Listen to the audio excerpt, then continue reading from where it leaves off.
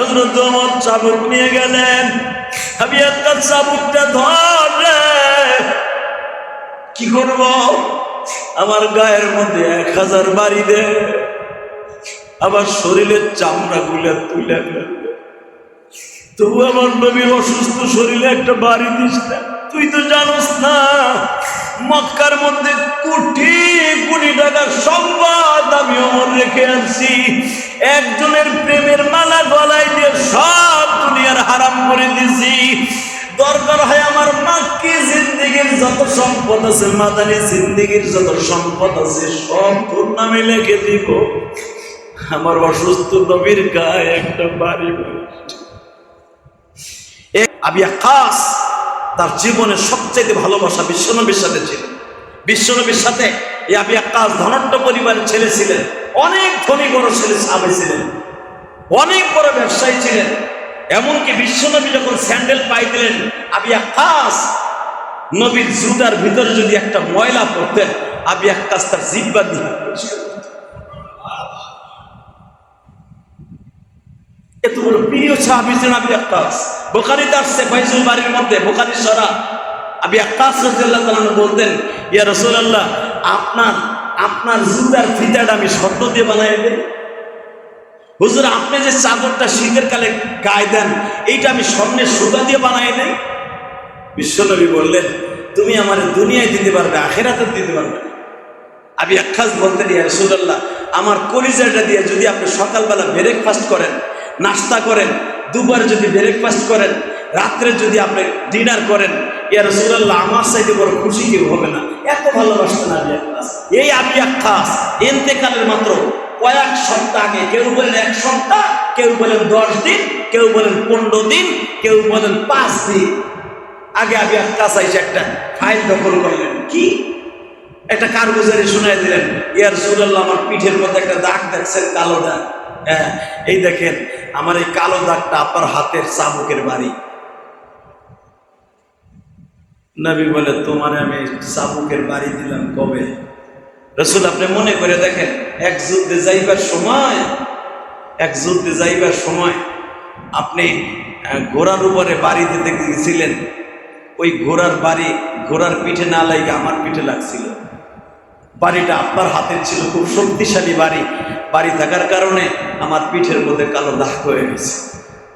বিশ্বনবী বলে, আমার অন্তিম সজ্জায় আমি চলে যাব আমার মাহবুবের সাথে দেখা করার জন্য, আমার ভিসা, পাসপোর্ট সব কিছু ওকে, আমি চলে যাব, আজরাইল আসবে, আমি চলে যাব, আমারে মাফ করে দিলে হয় না? কারণ আমি জানি বান্দার হক কোনোদিন আমার মালিক মাফ করবে না। আমি নবী হয়েছে, তাতে কি হয়েছে? আবু ওয়াক্কাস বললেন, ইয়া রাসূলুল্লাহ, ইন্তেকালের আগে যদি আপনার মাফ করাইতেই হয়, তাহলে আপনি আমার সাথে একটা ওয়াদা দেন, আমি আপনার গায়ে একটা বাড়ি দিব। বাড়িটা আসতে দেই আর জোরে দেই গো নবী, কিন্তু বাড়িটা আপনার নিজের সহ্য করতে হবে। বিশ্বনবী বললেন, আবু ওয়াক্কাস, বাড়ি দেওয়ার আগে তোমার সাথে একটা কথা হয়ে যাক, আমি ঘরের মধ্যে বসে থাকবো, তোমার যেমনে খুশি হেমনে তুমি আমাকে বাড়ি দিও। আবু ওয়াক্কাস বলেন, না গো নবী, না, আপনি ঘরের মধ্যে থাকবেন আর আমি বাড়ি দেব, তা হয় না। আপনি যখন আমার ঋণ শোধ করতে চান, যখন আপনার চাবুকের আঘাত লেগেছিল, তখন আমার সামনে শত শত সাহাবী ছিল।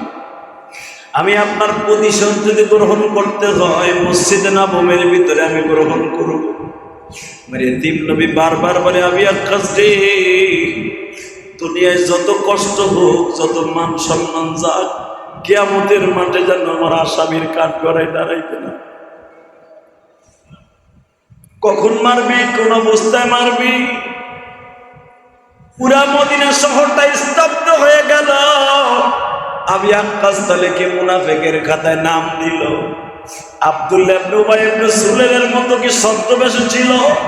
মনে রাখবেন, সমাজে কিন্তু মুনাফিক সহজে চেনা যায় না। নামাজ ঠিকই পড়ে, সব কিছু ঠিক থাকে বাবা, সময় মতো যায় দেখবেন ওর মতো গাদ্দার ইসলামের এই জমিনে আর কেউ নাই। সঙ্গে সঙ্গে বলে, আবু ওয়াক্কাস, সাহাবীদের সামনে আমার প্রহার করবা পায়? আসরের নামাজের পরে আগামীকালকে আপনার গায়ে একটা চাবুকের আঘাত করব। রাতের ভিতরে বড় বড় সাহাবীরা আপনাদের জানা আছে সবাই বাড়িতে গেলেন। আবু বকর যে বললেন, আক্কাস রে, জীবনে কোনোদিন আমার নবীর গায়ে একটা মশা বলে, জীবনে কোনোদিন নবীর খাবারে কোনোদিন মাছি বসে নাই রে, আমার নবী জীবনে কোনোদিন কাউরে বাপ বলে ডাকি নাই।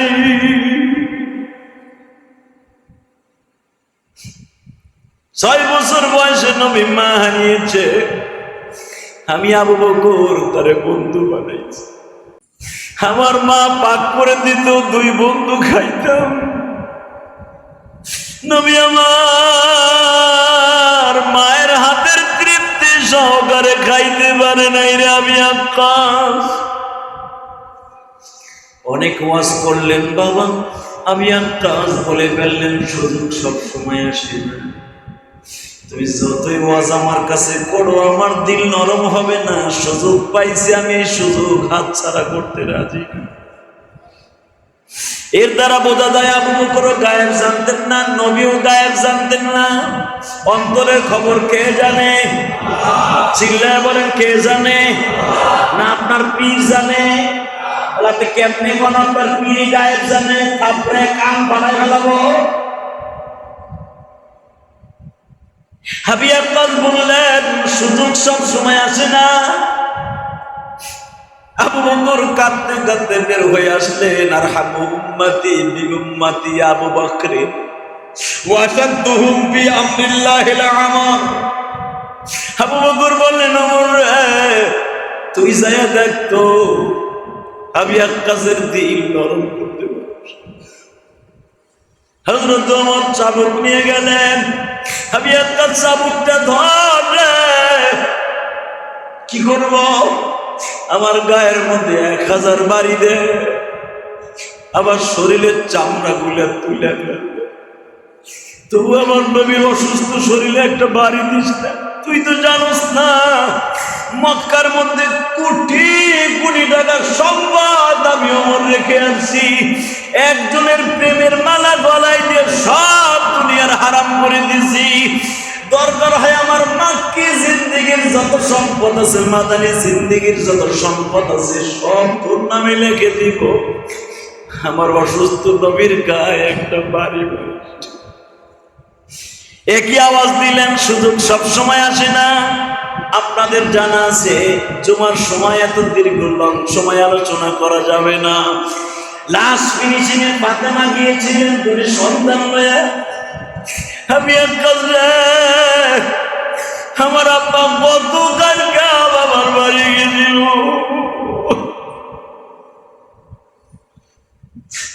আমার বাবা ছোট একটা বাচ্চার মতো আপুর হাঁটি আমার বাড়িতে উঠছে। আমার বাবার গায়ে কোনো শক্তি নেই। এই অবস্থায় তুই আমার বাবার গায়ে বাড়ি দিস রে। আমি আক্কাস, আমার বাবা জীবনে কাউকে অন্যায় ভাবে মারে নাই গো। আমার বিশ্বাস তোমার গায়ে আমার বাবা অন্যায় ভাবে কোনোদিন মারে নাই। আমি আক্কাস যদিও তারপরে প্রতিশোধ নিতে হয়, আমার 8 বছর আর 7 বছরের হাসানকে তোমার কাছে তুলে দিলাম। যদি তাতে পড়া না পড়ে, আমার 1 বছরের জয়নাবকে তোমার হাতে তুলে দিলাম। যদি তাতে তোমার ভালো না হয়, আমার সন্তান মোহসেনকে তোমার হাতে তুলে দিলাম। ফাতেমার 5টা সন্তানই বলে, যদি মন চাই তুমি এদেরকে মেরে ফেলো, তবু আমার বাবার গায়ে হাত দিও না। আমি আক্কাসের একই কথা কাঁদে আর বলে, ফাতেমা রে, তুমি জান্নাতি রমণীদের সর্দারিনী, তোমার সাথে বেশি কথা বলা যাবে না। হে ফাতেমা, সুযোগ সব সময় আসে না, কালকে দেখতে পারবা।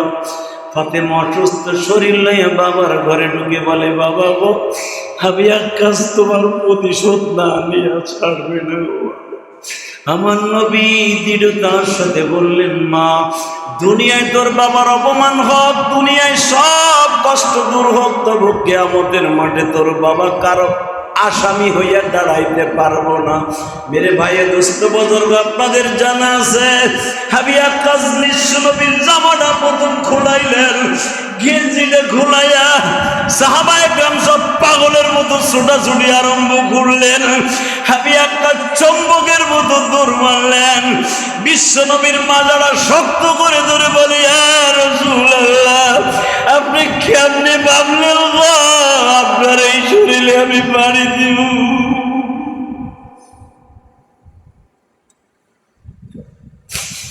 এই ঠোঁট দুইটা দিয়া বাবা বিশ্ব নবীর মোহরে নবুয়তের মধ্যে চুমা দিয়া বলেন, নবী ও দুনিয়ার কোন মানুষ আপনার এই মোহরে নবুয়ত কেউ দেখে নাই গো। আমি চিন্তা করলাম আমার জীবনের একটা স্বাদ আমি দেখবো আমার নবীর মোহরে নবুয়ত কত সুন্দর। এইটা দেখার জন্য আমি কোয়ালিটি অর্জন করেছি গো নবী, আমারে মাফ করবেন নি গো, আমারে মাফ করবেন নি গো নবী, আমি ছোট্ট কালে মা হারিয়েছি।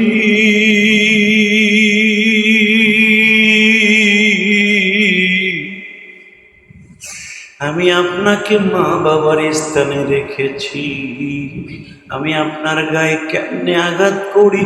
বিশ্ব নবী আবি আক্কাসের কপালে চুম্বন করে বললেন, আবি আক্কাস রে, তুই মোহরে নবুয়তে চুমা দেস নাই, আল্লাহর জান্নাতের টিকিট কেটে দুনিয়ার থেকে গেল। আমি গুনাহগার আবি আক্কাসের কবরটা দেখেছি বাবা, আবি আক্কাসের কবর চায় নাই, শুধু আপনাদের খেদমতে আরজ করতে চাই, নবীর প্রেম যদি কারো অন্তরে থাকে, কবর পাকা হোক আর কাঁচা হোক, নবীর রওজার সাথে তার একটা বাতি হয়ে যাবে। নবীর প্রেম অন্তরে থাকার দরকার আছে না নাই? আছে না? নবীর দেশে যাইতে চান, যাবেন?